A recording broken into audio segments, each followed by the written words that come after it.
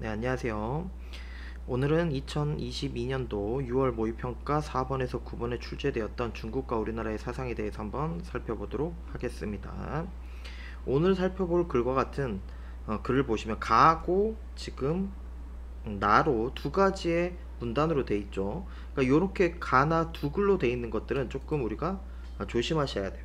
이런 것들을 우리가 일반적으로 주제통합적 독서라고 하는데, 이 주제통합적 독서에서 조금 우리가 살펴야 되는 건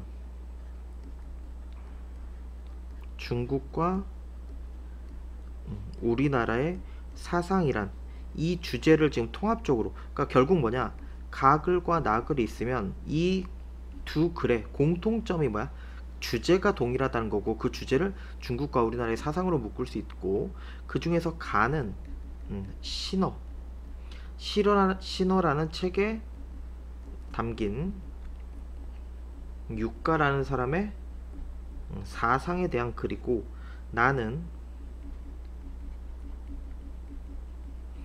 치평 요람이라는 글에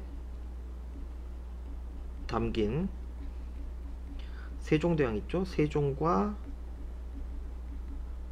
편찬자들의 사상을 다루고 있다는 점에서 이 두 글은 같은 사상을 다루지만 책과 육가의 사상을 다뤘느냐, 아니면 이런 책과 세종 편찬자들의 사상을 다뤘느냐에서 차이가 있고, 조금 더 세부적으로 가버리면 얘는 가는 개인의 사상을 담고 있다면, 지금 세종은 왕이잖아.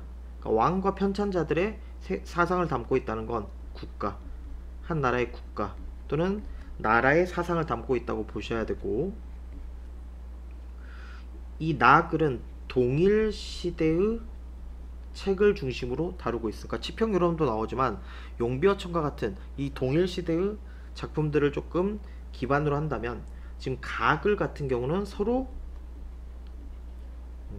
다른 시대의 글로 얘기를 한다는 점에서 가하고 나글은 비교하기가 좋겠죠. 그래서 이 가와 나를 본다면 중국과 우리나라의 사상을 전반적으로 살펴볼 수 있을 것이다. 이게 지금 이 글에서 원하는 목표라고 보시면 되겠죠. 그래서 1문단부터 가문단부터 해서 조금 세부적으로 문단 번호부터 매기고 한번 시작을 해봅시다. 가문단은 총 4개의 문단으로 되어 있고, 나문단도 4개의 문단으로 되어 있네. 그래서 이 4개의 문단씩 되어 있는 가와 나 글을 바탕으로 한번 살펴보도록 하겠습니다. 우선 가문단부터 봅시다. 전국시대의 혼란을 종식한 진나라 얘기하겠지. 분서갱유를 단행해가지고 사상통제를 기도했고, 당시 권력자였던 이사에게 역사 지식은 전통만 따지는 허언이었고, 학문은 법과 제도에 대해서 논란을 일으키는 원인에 불과했다. 이에 따라 그럼 결국 뭐야? 진이 분서갱유, 모든 책을 불태워버리는 걸 통해서 사상통제를 시도하고, 그 결과 전국시대의 순자처럼 다른 사상을 비판적으로 흡수하여 통합학문의 틀을 보여주던 분위기가 약화되게 되는, 그랬기 때문에 한나라 초기의 사상가들은 여러 가지 과제를 지니고 있었는데, 그게 첫 번째 진의 멸망 원인을 분석하고, 두 번째 이에 기초한 안정적인 통치 방안을 제시하고, 세 번째 힘의 지배를 숭상하던 당시 지배 세력의 태도를 극복하는 것이 과제였다. 그리고 이러한 과제에 부응한 대표적인 사상가가 누구다? 육가다라고 지금 정리를 하는 거지. 그럼 얘를 한번 우리가 정리를 같이 해봅시다. 지금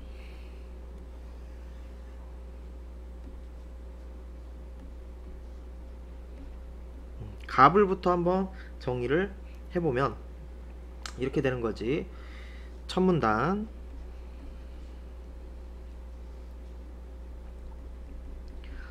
진나라 때 분서갱유, 그러니까 모든 책을 불태우는 이걸 통해서 사상을 통제하려고 했던 거야.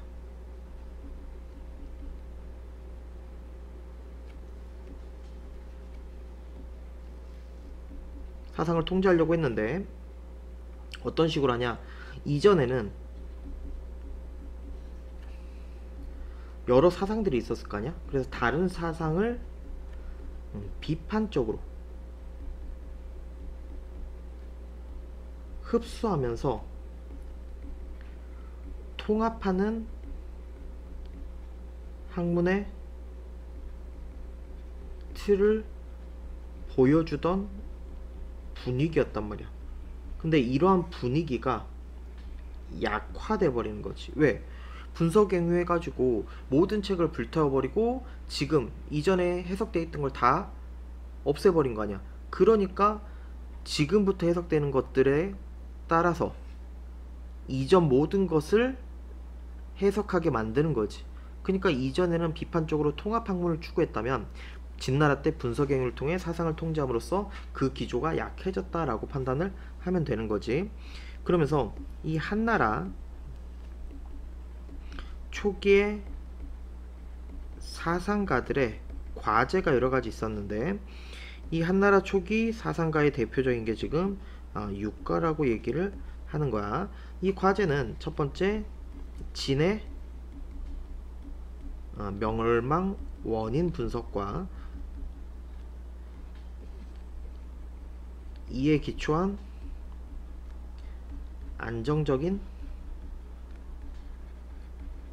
통치 방안 제시, 그 다음에 당시 지배 세력의 태도 극복. 그러면 당시 지배 세력이 어떤 태도를 지녔냐? 힘을 숭상했죠. 그러니까 결국 어떤 얘기냐? 한나라가 세워졌어. 그럼 이전에 진나라가 망하고 한나라가 세워졌으면 진나라가 왜 망했는지 그걸 분석해가지고 그러면 우리는 어떻게 해야지 안정적인 통치를 할 수 있는지, 또 이전에 지배 세력들이 힘의 지배를 숭상했기 때문에 그걸 극복해야 된다라는 걸 지금 일문단에서 한나라 초기 사상가들의 과제로 제시를 하고 있다는 거지. 이 문단으로 한번 가봅시다. 순자의 학문을 계승한 그는, 이때 그는 육가를 얘기하겠지. 순자의 학문을 계승했대.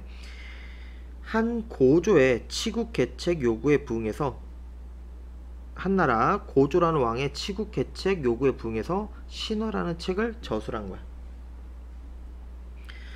이 책을 통해서 그는 진의 단명 원인을 가혹한 형벌의 남용, 법률에 의거한 통치, 군주의 교만과 사치, 그리고 현명하지 못한 인재 등용 등으로 지적하고 진의 사상 통제가 낳은 폐해를 거론했다. 중요한 내용들이 굉장히 많이 나왔네. 지금 보시면 이 신화라는 책이 있는데 그 내용들을 지금, 또는 신화에 나온 사상, 내용의 사상을 지금 다루고 있는 건데, 진의 단명 원인도 다루고 있고, 그 다음에 한 고조에게 지식과 학문의 중요성을 설득하는 내용도 있으면서 그 지식의 핵심이 현실에 도움을 주는 역사 지식이었다는 거고, 그리고 인의라는 걸 드러내고자 하는데 이 인의는 통물과 통변이 정치의 세계에 드러나는 것이래. 그러면 벌써 이 통물과 통변을 잘 모르잖아. 그 통물과 통변을 지금 앞에서 정의를 해주는 거지. 그리고 힘에 의한 권력의 창출을 긍정하고 권력 유지와 확장을 위한 왕도 정치도 제안했으면서 이러한 시도도 했다는 거지. 그러면 이 문단은 시험 내기에 괜찮은 문단이 될 수가 있겠죠. 그래서 한번 여기서 우리가 함께 정의를 해봅시다. 지금 이 문단의 내용은 육가라는 사람이 순자의 영향을 받았잖아. 그 육가가 신어라는 책을 폈는데 여기에 나타난 사상에 대한 정리를 지금 하고 있는 거야. 그럼 어떤 사상에 대한 정리를 했냐? 첫 번째, 이 진나라라는 나라가 단명, 빨리 끝났다는 거거든, 왕조가. 그 원인을 지금 제시를 했는데 어떤 것들이 있냐? 가혹한 형벌을 남용했다든지 현명하지 못한 인재 등용을 했다든지 또는 진의 위에서 사상 통제했었죠. 이 사상 통제가 낳은 폐해라든지 이런 것들을 거론하면서 얘네들이 이런 것들이 이유가 돼서 진나라가 빨리 망하게 되었다라고 원인을 먼저 제시한 다음에 한나라 고조, 그러니까 한나라의 고조라는 왕에게 지식과 학문의 중요성을 설득했어. 이유는 마찬가지지. 위에서 진나라가 망한 건 사상통제 때문에 망했잖아. 그러니까 당연히 여기서는 뭘 중시하는 거야? 지식과 학문의 중요성을 지금 새로운 한나라의 왕에게 설득하고는 거고, 이 지식과 학문의 핵심이 뭐냐? 이 핵심을 이렇게 얘기하는 거야. 이 지식과 학문의 핵심은 현실 정치에 도움을 줄 수 있는 역사 지식이래. 그리고 네 번째, 인의라는 걸 지금 얘기를 하는데, 인의는 통물과 통변, 이 두 가지가 정치의 세계에 드러나는 것을 지금 인의라고 하거든. 그러면 우리는 이 통물은 뭐고 통변은 뭔지를 정리해서 이 통변이란 것과 통물이 정치에 드러나는 인의, 이걸 드러내는 게 지금 육가가 말한 신화의 사상 중에 가장 중요한 것 중 하나라는 거지. 그럼 이 통변이 뭐냐? 역사 변화 과정에 대한 통찰이야. 역사 변화 과정에 대한 통찰. 그래서 이거는 상황에 맞는 조치를 취하라는 거고, 기존 규정을 고수하지 않는, 그러니까 통변이라는 건 변이잖아.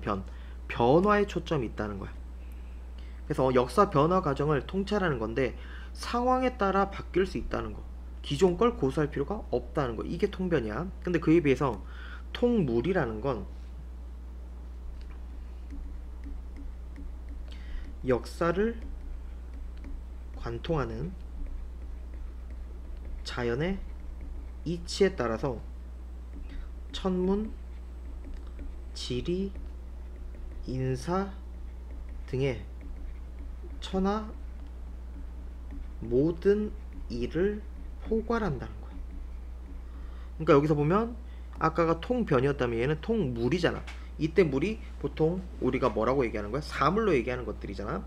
그러니까 이 역사를 관통하는 자연의 이치를 통해서 천문, 지리, 인사, 이 세상 모든 것들을 포괄하는 게 통물이다. 그럼 결국 이 육가의 신화에서는 인의라 해가지고 통물과 통변이 정치 세계에 드러나게 되는 것을 강조하고 있다는 거지. 그 다음 3문단으로 한번, 이 뒤에 5, 6, 7번도 아직 정리가 좀 덜 됐네. 이어서 5, 6, 7번도 한번 정리를 해봅시다. 간단한 내용인데 위에서 이어서 신의에서는 힘에 의한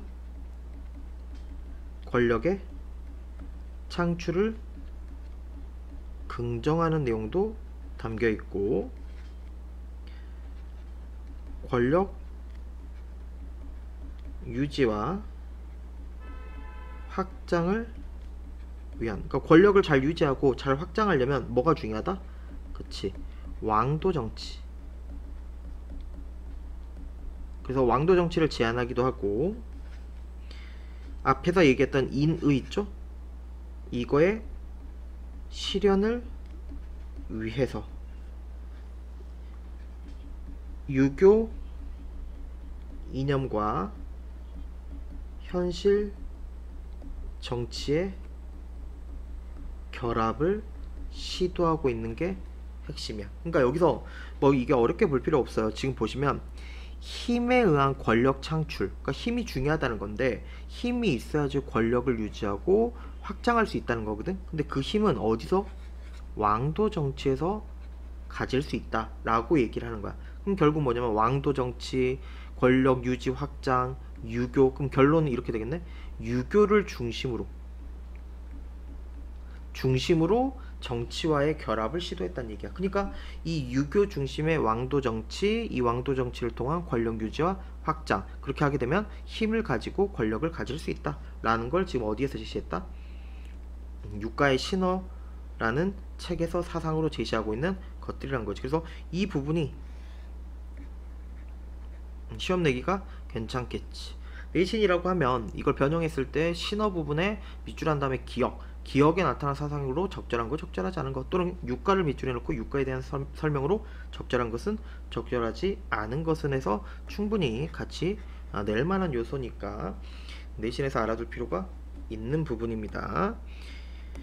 그 다음 다시 3문단으로 가시면 이러한 인의가 실현되는 정치를 위해 유가는 유교의 범위를 벗어나지 않아서 이게 방금 얘기했던 거랑 일맥상통하는 거래. 그럼 결국 뭐가 중요하냐? 3문단의 내용이지. 유가가 뭘 중심으로? 신어에서 그치 유교를 중심으로 타 사상을 뭐 했다? 수용했다는 거지. 이게 중요한 거지. 수용. 왜냐면 앞에서도 우리가 얘기를 했었잖아. 보시면 진나라가 분서갱유를 통해 사상 통제를 하고 통합 학문을 약화시키는 분위기, 그리고 그런 것 때문에 진나라가 뭐 하게 됐어? 폐해를 갖고 망하게 됐었잖아. 그러니까 당연히 이걸 봤던 유가는 이 유교를 중심으로 타 사상을 배척하는 게 아니라 그걸 수용하는, 근데 중심은 확실히 뭐? 그렇지, 유교를 중심으로 한다는 게 가장 중요한 내용이 되겠죠. 그러면서 4문단을 갔더니 결국 이것의 유가 사상의 의의를 지금 밝히고 있는데, 이렇게 지금 얘기를 하죠. 유가의 사상은 과도한 융통성으로 문제가 되기도 했지만 과도한 융통성은 한계야. 문제점이지. 그치만 군주 정치행위에 따라서 천명이 결정됨을 지적하고 인의의 실현을 강조한 통합사상이었고, 그의 사상 한문제 이후에 유교 독존의 시대를 여는데 기여를 했다는 점에서 의의를 밝힐 수가 있겠네. 그래서 지금 죄송합니다. 4문단에서는 이 유가의 사상의 한계와 의의를 밝히면서 끝내고 있다는 거죠. 그래서 지금 우리가 가글에서는 전체적인 내용이 진나라가 분서갱유로 사상을 통제하고 통합학문의 틀을 보여주던 분위기를 약화시키면서 그 다음에 등장한 유가가 어떤 사상을 지금 신어에서 얘기를 했는지, 그 다음에 그 유가는 유교를 중심으로 타 사상을 수용하려고 했는데 그 이론의 한계와 의의는 무엇인지를 다룬 게 지금 가글이었다는 거지. 그럼 이제 나글에 대해서 한번 살펴봐야겠죠. 나글로 가보시면 얘도 4개의 문단으로 되어 있는데, 처음부터 보시면 조선 초기에 진행된 고려 관련 역사서 편찬은 고려 멸망의 필연성과 조선 건국의 정당성을 드러내는 작업이었다. 편찬자들은 다양한 방식으로 고려와 조선의 차별성을 부각하고 고려보다 조선이 뛰어남을 설득하고자 했다. 그러면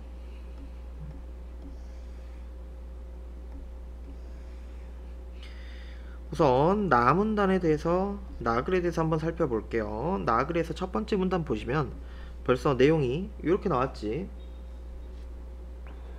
조선 초에 고려의 역사서를 편찬했는데 이것과 관련해 가지고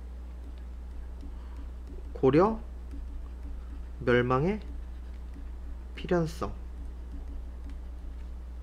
조선 건국의 정당성, 얘는 드러내고, 그 다음에 다양한 방식을 통해서 고려와 조선의 차별성이라든지 얘네들은 부각하고 또 설득을 하는데 뭘 설득했냐? 조선이 고려보다 낫다. 왜냐면 조선 초에는 고려 역사서를 편찬을 했지만 고려는 멸망을 했고 이제 조선이 새로 지어진 거잖아. 그럼 당연히 조선의 편에서 얘기를 해야지. 그래서 우리가 뒤에서 나올 용벼천가도 조선 건국의 정당성을 우리 문학을 보면 강조하기 위한 작품. 결국 뭐냐? 고려는 망할 만했다. 조선은 이래서 건국이 정당화된다 라는 걸 밝혀야 되기 때문에 이런 것들을 지금 1문단에서 설명을 시작한다고 보시면 되겠죠. 2문단으로 갑시다. 태조의 명으로 고려 말에 찬술되었던 자료들을 모아서 고려에 관한 역사서가 편찬되었지만 왕실이 아닌 편찬자의 주관이 개입돼. 편찬은 됐는데 왕실이 아닌 편찬자의 주관이 개입됐다는 비판이 제기된 등 문제점이 있었고, 이것 때문에 누가? 태종이 역사서를 다시 만들라고 명을 내리고, 그거에 따라서 문종 때에 이르러서 고려사가 편찬이 완성됐어. 이 과정에서. 그럼 이게 지금 하나의 과정이지. 이 과정에서 세종이 여러 가지를 얘기를 하는데 경서라는 것과 역사서를 따르게 지금 설명하는 거지. 경서는 학문의 근본이라고 얘기하고 역사서는 학문을 현실에서 구현하는 것으로 얘기를 하는 거야. 그러면서 이 세종대왕이 지편전 학자들과 경연을 굉장히 좋아했다고 익히 널리 알려진 이야기잖아요. 그래서 세종이 이런 학자들과 경연하면서 이 경서와 역사서에 대한 뭘 높였다? 이해를 높였다 라고 설명하는 게 이 문단의 내용이라고 보시면 되겠습니다. 그래서 이 문단을 한번 요약해보면 이렇게 될 수 있겠지. 조선이 처음 지어지고 태조가 이 고려의 역사서 편찬을 지시했다는 거지. 근데 문제는 이거에 대한 비판이 있었다는 거지. 비판이 뭐다? 편찬자의 주관이 개입되었다라는 비판이 생겨버린 거야. 그러니까 태종 때 이 비판을 수용해서 역사서를 다시 만들라고 명했다는 거고, 이게 실제로 만들어진 건 언제? 문종 때 고려사라는 역사서가 편찬된 거야. 그리고 세종 때는, 세종은 경서라는 것과 역사서의 의의를 다르게 보는데, 경서는 학문의 근본이 된다면 역사서는 학문을 현실에서 구현하는 것이다 라고 지금 얘기를 하는 거야. 그러니까 경서도 중요하고 역사서도 중요하지. 그러니까 이 세종은 누구와? 지편전 학자들과 뭘 통해서? 경연이라는 걸 통해서 이것들의 이해를 높였다 라는 게 지금 이 문단에서 말하고 싶은 내용이겠네. 그러면 3문단으로 한번 가봅시다. 3문단으로 가시면 이러한 분위기에서 세종은 중국과 우리나라의 흥망성쇠를 담은 치평요람이라는 걸 편찬을 명했고, 지편전 학자들은 원나라까지의 중국 역사와 고려까지의 우리 역사를 정리했다. 정리 과정에서 주자학적 역사관이 담긴 사치 통감 강목에 따라서 역대 국가를 정통과 비정통으로 구분했고, 편찬 측면에서는 강목체를 따르지 않았고, 그 다음에 기존의 역사서와 다른 점도 있는데, 그거는 기존의 역사서들은 올바른 정치 여부에 따라서 국가의 운명이다 하고 천명이 옮겨간다는 내용을 드러내고자 했지만 얘는 그러지 않았다는 거지. 그리고 이 책에선 부각한 점이 있는데, 국가 간 전쟁, 외교 문제, 국가 말기의 혼란, 새 국가의 초기의 혼란 수습, 이런 걸 부각한 책이다 라는 점에서 차이가 있다는 거네. 얘는 여기다가 한번 정리를 해볼게요. 3문단의 내용인데, 이 3문단에서는 치평 요람이라는 책을 편찬했다는 거야. 물론 이 치평요람은 중국과 우리나라의 흥망성쇠를 담은, 흥하고 망하고 성하고 쇠하는, 이걸 담고 있는 건데, 이게 중요한 게 뭐냐, 지금 제가 여기서는 편찬이라고 했지만 실제로 여기서는 이 치평요람의 편찬 방식이라는 걸로 제가 정리를 한번 바꿔보고자 합니다. 우리가 나열돼서 썼던 글들을 우리가 새로운 기준으로 제가 구분을 해본 건데, 네 가지로 한번 구분을 해봤어요. 보시면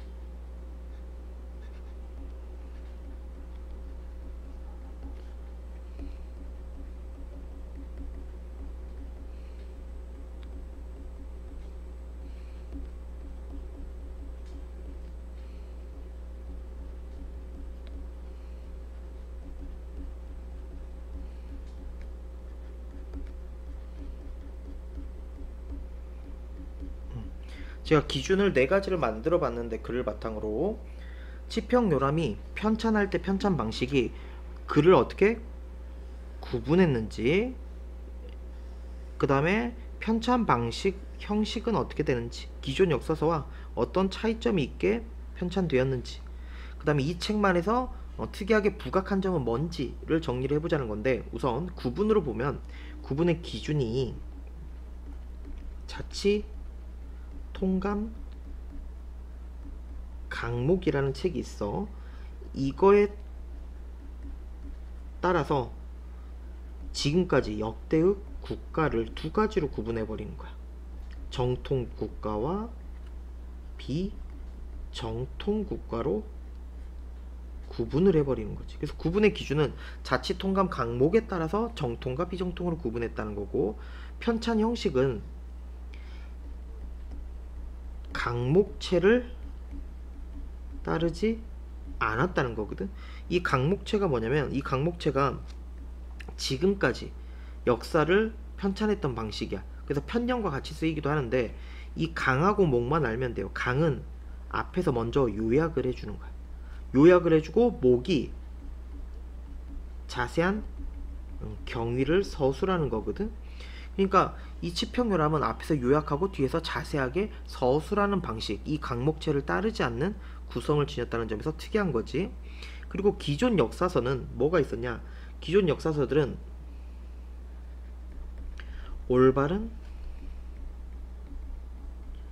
정치 여부에 따라서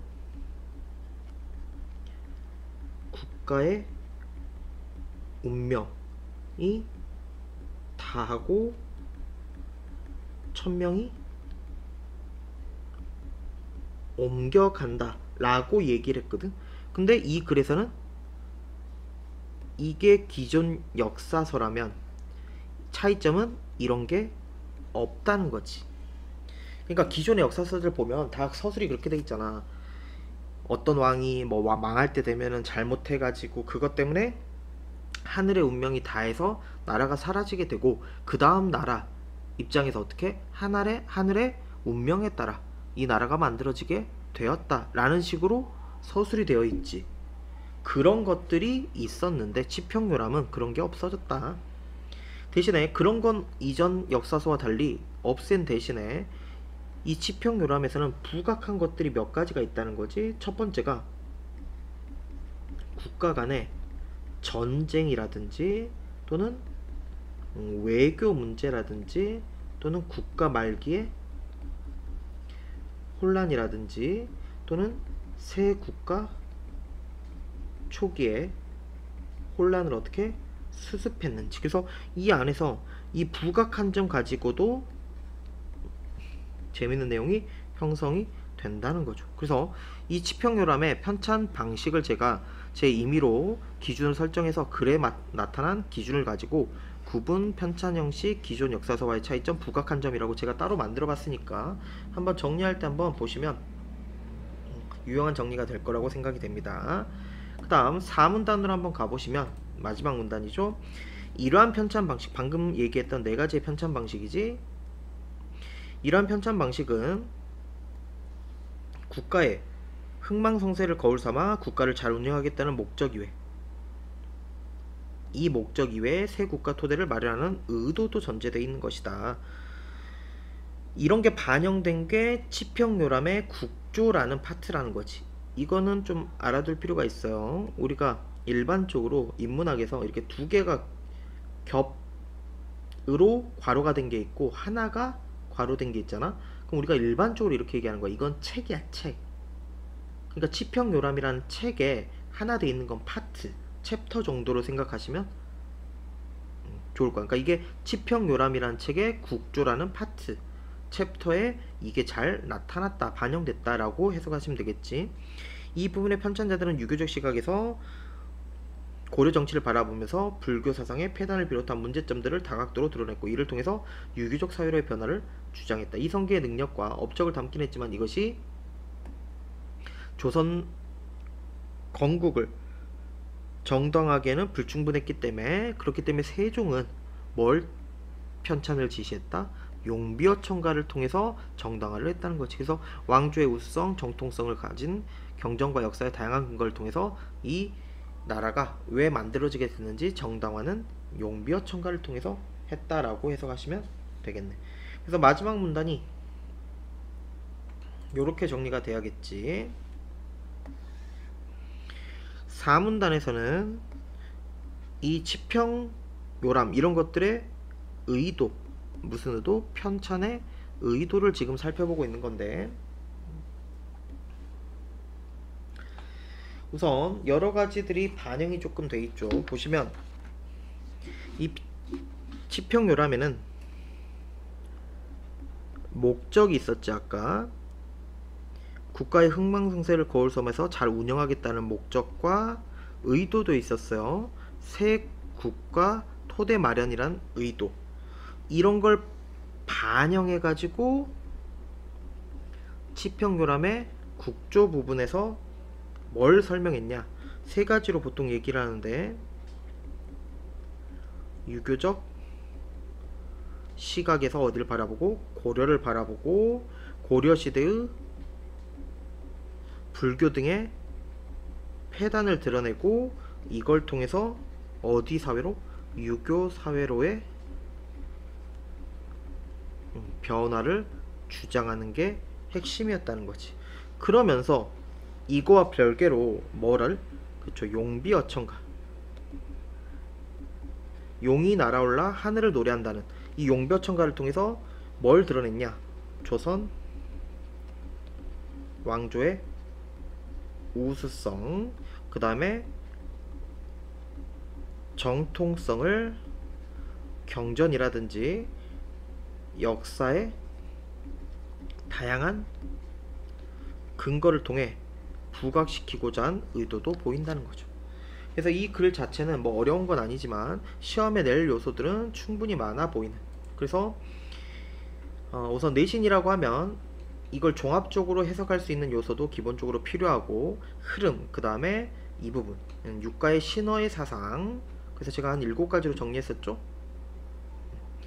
그 다음에 이것의 한계나 의, 그 다음에 치평요람이라는 것의 발전 과정, 어떻게 생성되게 됐는지, 그 다음 마지막 치평요람의 편찬, 이거 굉장히 중요한, 그 다음에 마지막에 의도와 용벼천가를 만들게 된 이유, 편찬, 의도, 이렇게 볼 수 있는 게 이 글의 주제통합적 독서, 가나에 대한 설명이라고 보시면 되겠네요. 그럼 한번 문제로 가서 문제를 간단히 살펴보는 걸로 정리를 해봅시다. 1번 문제부터 보시면 가와 나의 차이점을 중심으로 두 글을 비교하며 읽는 방법을 설명했는데, 적절한 것은 가는 한나라에서, 나는 조선에서 쓰인 책을 설명하고 있으니 시대 상황과 사상이 반영된 양상을 비교하면서, 그쪽 그 시대 사상이나 상황 비교하면서 가능하네. 답은 1번이네요. 그냥 벌써. 2번 가는 피지배계층, 틀렸죠. 피지배계층 아니죠. 나는 지배계층을 대상으로, 뭐 뒤는 상관이 없는데 앞에가 틀렸네. 3 동일한 시대, 아니죠. 얘가 오히려 다른 시대고 얘가 오히려 동일한 시대라고 앞에서 얘기를 했잖아. 그 다음에 4번 학문적 성격, 실용적 성격 이런 건 나오지 않았고, 그 다음에 국가주도 반대죠. 가가 오히려 개인 육가고 나가 오히려 국가 세종과 그 다음에 집현전 학자들 요런 걸 얘기했으니까, 그 다음에 2번 볼까요? 가와 나에 대한 설명으로 일치하지 않는, 2번은 일치하지 않는 거네. 1번 진의 권력자인 이사는 역사 지식과 학문을 부정적으로 인식했다. 그랬었지. 일문단에서 나왔었죠. 2번 전국시대에서 순자처럼 여러 사상을 통합하려는 학문 경향이 있었다. 그쵸. 그래서 통합학문의 틀을 보여주는 분위기였는데 그걸 깨버린 거잖아 지금. 일문단에서 역시 나왔었고, 치평요람은 자치통감 강목의 편찬 형식에 따라서 역대 국가를 정통과 비정통으로 구분해서 정리했다. 틀렸지. 이거 뒤에는 맞아 보이는데 이거 편찬 형식 아니었지. 구분이라고 아까 했던 거 기억납니까? 요게 핵심이지. 편찬 형식은 오히려 아까 뭐였어? 강목체 이 얘기를 하셔야 돼. 그래서 제가 왜 이렇게 구분을 했는지 다시 한번 살펴볼 수 있는 내용이었고, 그 다음에 4번 치평요람의 국조는 고려의 문제점들을 보이면서 사회변화를 이끌어야 된다는 주장 맞고, 이건 어디 나와 있었어요? 4문단에 나와 있었잖아. 용벼천가 마지막 4문단, 나의 4문단에서 찾을 수가 있었네. 3번 기역에서 디귿에 대한 설명. 여기서 기역 통물이죠. 니은 통변이야. 그리고 이게 정치에서 보이는 게 인, 의였지. 그거에 대한 설명으로 적절한 것은 1번 기역은 역사 속에서 각광을 받았던 학문 분야의 개별적 특징. 틀렸죠. 니은은 도가나 법가 이런 거 없었어. 3번 디귿은 현명한 신하의 임용과 엄한 형벌 이런 말도 없었죠. 4번 디귿은 군주가 부단한 수양과 안전된 권력을 바탕으로 교화의 정치를 펼쳐야 된다는 맞죠. 5번 기역과 니은은 역사 지식과 현실 정치를 긴밀히 연결하여 힘으로 권력을 창출하는 게 아니었네. 답은 쉽게 나왔을 것 같고, 그 다음에 네 번째 문제, 육가와 집현전 학자들이 공통적으로 드러내고자 한 내용에만 해당한 것만 고르라네. 있는 대로 고르래요. 보시면 육가와 집현전 학자들의 공통점이다. 기억, 옛 국가의 역사를 거울 삼아 새 국가를 안정적으로 통치하도록 한다. 맞아요, 틀려? 맞죠. 이전 거와 문제점 분석하고 어떻게 극복할지 이런 것들 나와 있었으니까 기억은 맞네. 그럼 답이 될 수 있는 건 세 가지. 니은 옛 국가의 멸망의 원인은 잘못된 정치의 운영에 있지 않고 새 국가로 천명이 옮겨온 것이다. 잘못된 정치 운영 틀렸지? 그럼 니은이 된 건 틀렸네. 그럼 답은 지금 1, 4번 중에 골랐어야 되네. 옛 국가에서 드러난 사상적 공백을 채우기 위해 이런 거 없었죠. 그럼 답은 1번. 쉽게 고를 수 있었네. 그 다음 5번 문제, 동양 역사가들의 견해가 보기에 나와 있대. 그걸 바탕으로 가나를 이해한 것으로 적절하지 않은 거. 그러면 기억, 니은, 디귿을 먼저 분석하고 가나로 적용해야겠죠. 기억, 대부분 옛일에 성패를 논하기 좋아하고 그 일의 진위를 자세히 살피지 않는다. 하지만 진위를 분명히 한 후에야 성패가 어긋나지 않을 수 있다. 이는 역사서술의 근원인 자료를 바로잡고 깨끗이 한다는 뜻이다. 니은 고금의 흥망은 현실의 객관적 형세인 시세의 흐름을 따르는 것이며 사림의 재주와 덕행을 말미암은 것은 아니었다. 그러므로 천하일은 시세, 형편을 얘기하는 거죠. 시세, 형편이 가장 중요하고 불행과 행복과 그런 것들이 그 다음이며 옳고 그름의 구분은 마지막이라고 하는 것이다. 디귿 도의 본체는 경서에 있지만 그것도 큰 쓰임은 역사서에 담겨있다. 역사란 선을 높이고 악을 낮추며 선을 권면하고 악을 징계하는 것이다 라고 지금 되어 있네. 1번부터 봅시다. 이런 것들은 풀 때 항상 나눠주고 시작해야지. 그래서 관점을, 이 둘은 기억, 니은, 디귿. 기억에 따르면 신호에 제시된 진의 멸망의 원인에 대한 지적은 관련 내용의 진위에 대한 명확한 판별 이후에 이루어져야 된다. 그치? 맞는 내용. 2번 기억에 따르면 고려사 편찬 과정에서 고려의 용어를 고쳐 쓰자고 한 의견은 역사서술의 근원인 자료를 바로잡아 깨끗이 틀렸죠. 뭐 이거는 생각보다 너무 쉽게 고를 수 있는, 그래서 이거는 그냥 맞춰보면 되는 내용이었네. 그러니까 결국 뭐냐, 이 글은 길었을 뿐이지 정리만 이런 것들 있죠. 신어의 사상 제가 아까 정리하라고 했던 것들, 그 다음에 치평요람의 편찬 방식, 기준에 따른 편찬 방식, 의도 목적 이런 것들만 정리 잘 돼 있으면 문제를 푸는 데는 큰 문제는 없어 보입니다. 6번 문맥이니까 이런 것들은 쉽게 볼 수가 있을 거라고 생각이 되네요. 그러면 이 글 길었지만 내용 정리할 건 그렇게 많지 않은 글로서 내신에 낸다면 이들의 종합, 그 다음에 이 차이 있었죠. 그 다음 두 번째 육가의 신어에 나타난 사상, 그 다음에